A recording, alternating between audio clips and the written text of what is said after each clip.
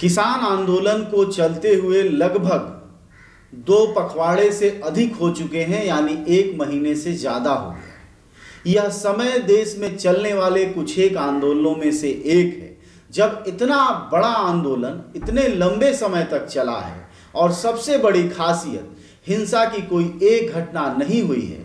अगर कोई घटना हुई भी है तो वह पुलिस के द्वारा हुई है, अन्यथा मौतें किसानों की हुई हैं। उसकी भी जो जानकारी अब तक आई है वह भी 30 से ज़्यादा किसानों की अब तक मौत हो चुकी, जिसमें नौजवान से लेकर बुजुर्ग किसान शामिल हैं। किसान आंदोलन में तरह तरह की विविधताएं, तरह तरह की प्रगति देखी जा रही है।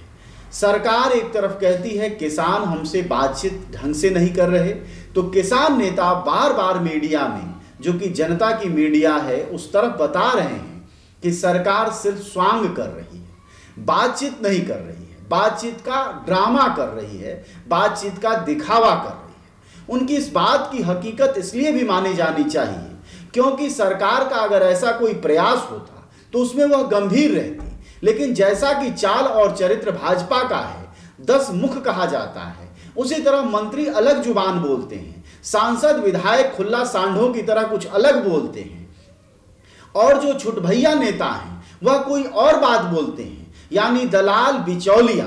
यहां तक कि दिल्ली में बैठा हुआ एक सांसद जो भाजपा का प्रिय है, रमेश बिधुड़ी नाम है, उसने तो भड़वा तक कह दिया है।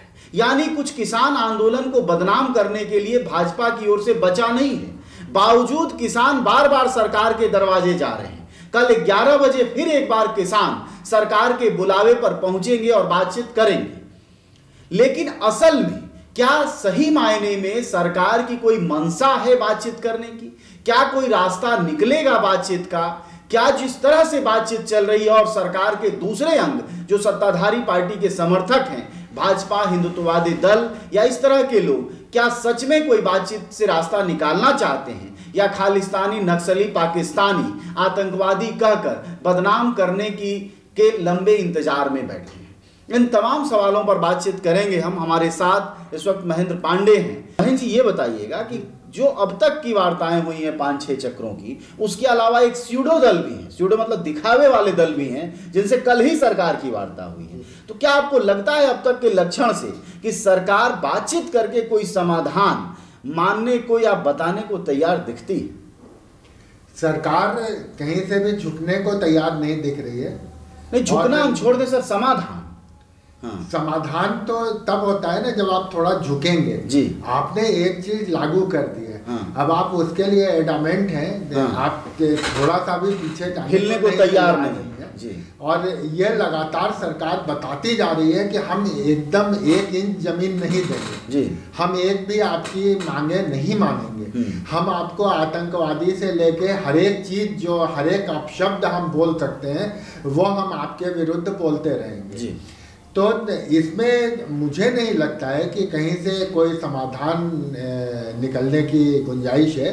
और सबसे बड़ी चीज़ है और अच्छी चीज़ भी है कि किसान नेता इस बार पूरी तैयारी के साथ आए हैं।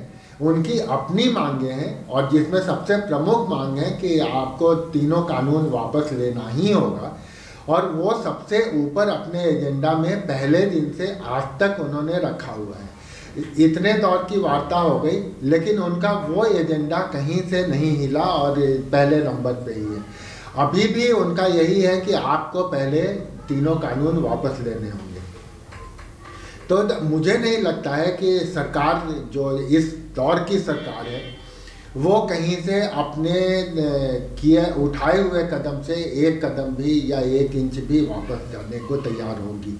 इसलिए इसका समाधान अभी तो फिलहाल नहीं दिख रहा है। देखिए, सरकारें चुनी जाती हैं जनता के द्वारा, एक एक वोट देता है आज, मतलब गरीब, गुरबा, बीपीएल कार्ड, धनी, पैसे वाला, मध्य वर्ग, सब लोग जो है वो वोट देते हैं, उससे सरकार चुनी जाती है। ये सरकार किसी की बपौती नहीं होती, न कोई पूंजीपति इनको चुनकर भेजता है, बल्कि देश की जनता में वो ताकत है, उसके अंगूठे में पहले था, अब बटन में है, जो मोदी जी इतने ताकतवर बने। लेकिन उन्हीं ताकतवर जिन्होंने दे दिया है ताकत, वैसे में वह वापस लेने को तैयार नहीं है। ये एक लोकतंत्र की त्रासदी के रूप में याद किया जाएगा। यह आंदोलन जब दुनिया के इतिहास में लिखा जाएगा तो बताया जाएगा कि देश की चुनी हुई सरकार, जो जनता के द्वारा ही चुनी गई थी, उसने किसानों की बात, मतलब अन्नदाताओं की बात, जो इस देश के हलक को भरता है, जो इस लायक बनाता है कि किसानों को आप भड़वा कह सके, देशद्रोही कह सके, चोर कह सकें, उचक्के कह सके, कांग्रेसी दलाल, नक्सली, माओवादी कह सकें, आतंकवादी और यहाँ तक कि पाकिस्तानी भी कह सकें, इस हलक की ताकत जो देता है वह किसान की रोटी देती है। इसलिए यह इतिहास में जरूर दर्ज किया जाएगा। लेकिन कल की जो वार्ता है उससे कोई हल निकलेगा, यह अभी तो दिखाई नहीं दे रहा, अब तक के लक्षण से नहीं लग रहा है। लेकिन किसान इस बात पर अडिग है। जो 4 मांगे थी बहन जी, उनमें एक जो मांग है, वह पहली मांग तो ये है कि साहब आप प्रक्रिया बताओ कि कैसे ये तीनों कानून वापस लोगे। आप ऑर्डिनेंस पर लाओगे, फिर सांसदों की बहस कराओगे, क्या होगा। दूसरी एक बात ठीक उसके नीचे जो है, 4 ही बातें सिर्फ कही हैं कल वाले के लिए, वो ये है कि एमएसपी का आप राष्ट्रीयकरण करो। यानी यह आंदोलन अब व्यापक मांगों के साथ खड़ा हो गया है। यानी अब तक जो 6% आप लोग लिखते हैं कि सिर्फ देश को जीडीपी मिलता है, माफ करिए एमएसपी मिलती है, वो क्या अब राष्ट्रीय स्तर पर की मांग चल रही है? और ये संभव है क्या? एमएसपी संभव है, इसमें असंभव जैसा तो कुछ भी नहीं है कि सरकार उस प्राइस पे खरीदे जो मिनिमम सपोर्टिंग प्राइस है, उस प्राइस पे खरीदे और फिर उसको बाजार में बांटे या बेचे। लेकिन खरीद के क्या करेगी? कहती है कि वो सड़ रहे हैं अनाज, हमारे पास खरीदने की जरूरत नहीं है, जगह नहीं है। नहीं तो फिर तो एमएसपी का कोई मतलब ही नहीं रह जाता है ना। अगर आप पूरे किसानों को एमएसपी नहीं दे रहे हैं और सरकार ये एक्सेप्ट करती है तो फिर एमएसपी का कोई मतलब नहीं रह जाता है। जहां तक बाजार का और एमएसपी का सवाल है तो वो हरियाणा और पंजाब उसमें सबसे अग्रणी है, लगभग 34-35% मिलता है।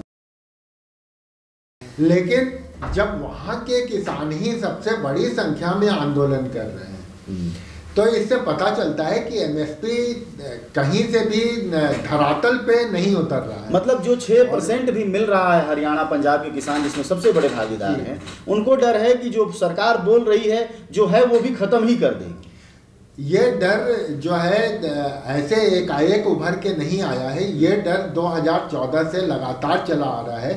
क्योंकि सरकार जो भी स्टेप लेती है, ये आप माने या ना माने, उस स्टेप से हर एक जनता प्रभावित होती है, लेकिन अमीर केवल अडानी और अंबानी होते जा रहे हैं। चाहे वो नोटबंदी का दौर हो, चाहे वो सीएए का दौर हो, नागरिकता कानून का हो, हर एक दौर में आप देखें कि हर समाज का हर एक तबका प्रभावित होता है, लेकिन अमीर केवल 2 ही 3 लोग हो रहे हैं पूरे देश में। तो ये जो किसानों की शंका है या डर है वो एकाएक उपज के नहीं आई है, ये लगातार 2014 से दिखाई दे रही है, हर एक स्टेप में दिखाई दे रही है। और जाहिर है जब मंडियों के बाहर भी मंडियां होंगी, प्राइवेट मंडियां होंगी जिनकी सरकार लगातार तरफदारी कर रही है, वो इन्हीं अडानी और अंबानी की प्रत्यक्ष या परोक्ष तौर पे होंगी। और फिर से यही लोग सस्ते में अनाज खरीदेंगे और सरकार को भी महंगे में अनाज दिया करेंगे। उससे जो पब्लिक डिस्ट्रीब्यूशन सिस्टम है वो भी एक तरीके से पूरा का पूरा चरमरा जाएगा। और ये निश्चित है, ये अगले 3-4 सालों में अगर सरकार यही करती रही तो अगले 3-4 सालों में पब्लिक डिस्ट्रीब्यूशन सिस्टम जो है वो भी कोलैप्स कर जाएगा और वो कहीं का नहीं रहेगा। और उसके बाद जिस पोषण का हम रोना रोते हैं, आज रो रहे हैं, वो उससे कई गुना ज़्यादा अगले 3-4 सालों में बढ़ चुका होगा। जी, अब बताएं कि किसान नेता भी जिसकी चिंता जाहिर महन जी कर रहे हैं कि पीडीएस सिस्टम खत्म हो जाएगा, वो उसकी भी चिंता जाहिर कर रहे हैं और कह रहे हैं कि सिर्फ ये हमको असर नहीं करेगा बल्कि पूरे देश की पीढ़ियां बर्बाद करेगा।